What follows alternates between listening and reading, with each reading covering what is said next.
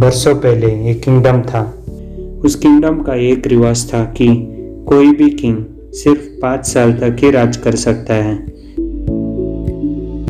उसे एक भयानक जंगल में भेजा जाता था। अब वो समय था, उस राजा जिन्होंने 5 साल तक राज किया उसे जंगल में भेजने की तैयारी में लगे हुए थे। और तभी दूसरे राजा एक नए राजा की खोज में वो सब लग गए।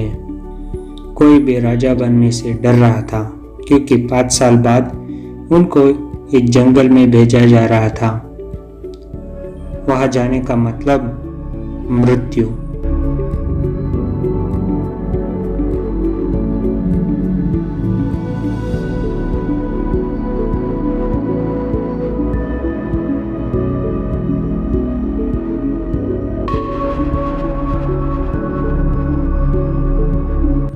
पर एक दिन एक भिखारी ने मान लिया कि मैं राजा बनूंगा।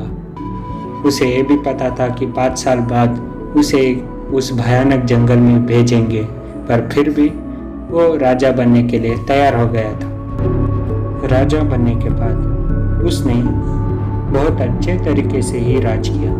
वो हर प्रजा का बहुत अच्छे तरीके से ख्याल रखता था। दिन बीतते गए, साल बीतते गए।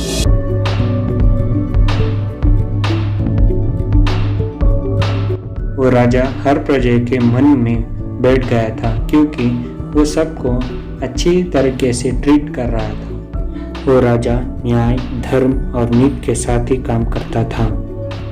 सिर्फ एक ही साल में उनका राज्य आजू बाजू राज्य बहुत प्रगतिशील राज्य बन गया था। और देखते देखते ही उस राजा का 5 साल कंप्लीट होने लगा। एक दिन मंत्री आके बोलता है कि आपके राज्य में सिर्फ 15 ही दिन बाकी रह चुके हैं, इसके बाद आपको जंगल में जाना पड़ेगा।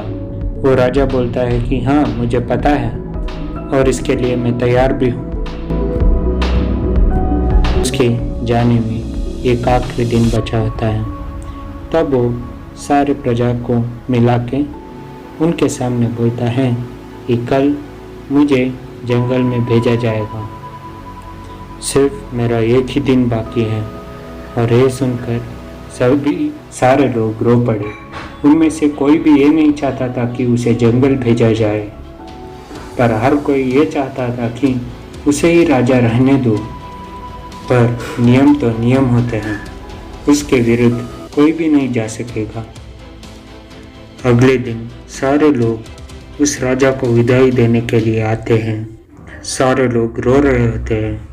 तभी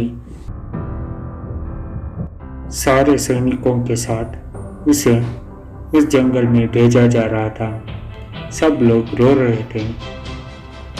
थोड़ी देर के बाद जब वो जंगल पहुंचते हैं तो वह आश्चर्य हो जाते हैं। वो देखते हैं कि वह जंगल ही नहीं रहता, वो एक बड़ा शहर बन गया होता है। वहाँ भी एक महल होता है और सैनिक भी होते हैं।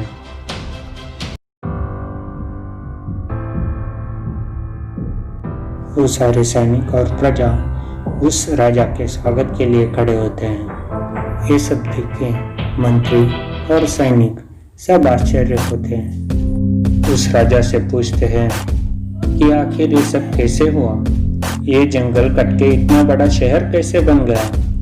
वो राजा मुस्कुरा के बोलता है कि मुझे जो 5 साल राज करने के लिए मौका मिला था, तभी मैं यहाँ पे आया था और यहाँ के देखा कि पुरानी राजाओं के लाशें पड़े हुए थे और भरी जंगल थी।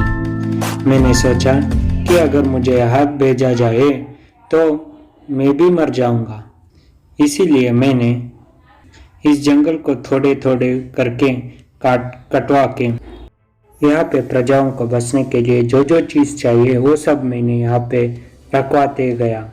और यहाँ पे धीरे धीरे प्रजा लोग आने लगे, मकान बनते गए और मैंने यहाँ पे बहुत बड़ा महल खड़ा किया और एक बड़ी सी सैन्य को भी बांध दिया।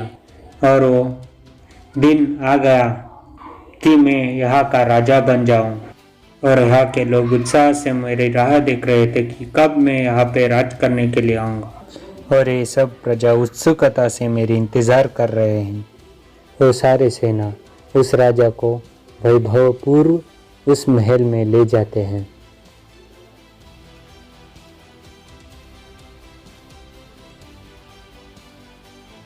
तो इस कहानी की शीर्षक ये है कि हमेशा दूर की सोचो। अगर ये कहानी आपको पसंद आई तो लाइक करो, शेयर करो और कमेंट करो। धन्यवाद।